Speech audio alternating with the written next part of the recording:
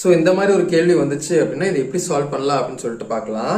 3y minus 3 divide by y, again ஒரு divide 7y minus 7 divide by 3y square இருக்குது.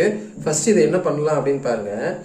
இப்போ இதுல 3y minus 3 divide by y அப்படியே வச்சுக்கிறேன்.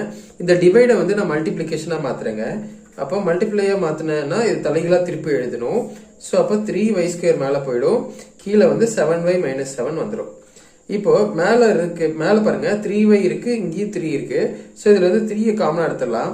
அப்ப 3 காமனா எடுத்தோம் அப்படின்னா y minus 1, அதாவது 3yல 3 காமனா எடுத்தா y ஆயிடும், 3ல 3 காமனா எடுத்தா 1 ஆயிடும். டிவைட் பை ஒரு y இன்டூ ஆல்ரெடி உங்களுக்கு 3y ஸ்கொயர் இருக்கு, அதாவது y இன்டூ yன்னு அர்த்தம். டிவைட் பை இதுல 7 காமனா எடுத்துடலாங்க. அப்ப y minus 1. ஸோ இதுல தேவையில்லாதது கேன்சல் பண்ணிடலாம். அப்ப yயும் கேன்சல் ஆயிடும்.